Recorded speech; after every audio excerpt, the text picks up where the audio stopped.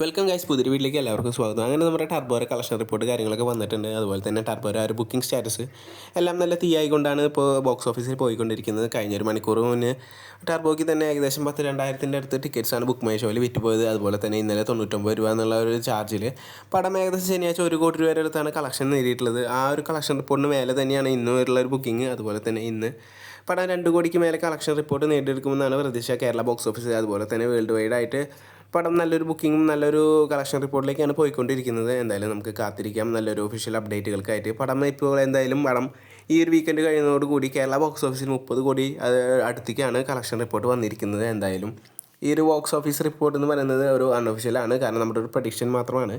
എന്തായാലും മമ്മൂക്കയുടെ ഒരു 50 കോടി എന്ന് പറയുന്ന ആ ഒരു മാണിക്കക്കല്ല് എന്തായാലും കേരള ബോക്സ് ഓഫീസിൽ ടച്ച് ചെയ്യുമ്പോൾ നമുക്കൊന്ന് കണ്ടറിയണം. കാരണം മമ്മൂട്ടിക്ക് ഇതുവരെ കേരള ബോക്സ് ഓഫീസിൽ 50 കോടി ഇല്ല എന്നുള്ള ഒരു പരാതി ഉണ്ടായിരുന്നു ഫാൻസിന്. എന്തായാലും ഈ ഒരു പടം വന്നതോടുകൂടി ആ ഒരു പ്രതീക്ഷയിലാണ് എല്ലാവരും. കാരണം എന്തായാലും നമുക്ക് കണ്ടറിയാം 50 കോടി എന്ന ആ ഒരു മാർക്ക് ടച്ച് ചെയ്യുമോ എന്ന്.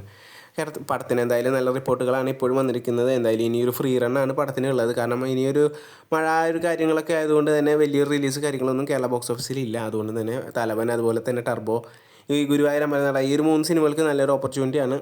ഇതിൽ ആര് വിജയമാവുമെന്ന് നമുക്ക് കണ്ടു തന്നെ അറിയണം ഫൈനൽ കളക്ഷനിൽ. എന്തായാലും കൂടുതൽ അപ്ഡേറ്റുകൾക്കായിട്ട് കാത്തിരിക്കാം. നമ്മുടെ ചാനൽ സബ്സ്ക്രൈബ് ചെയ്യുക, സപ്പോർട്ട് ചെയ്യാം.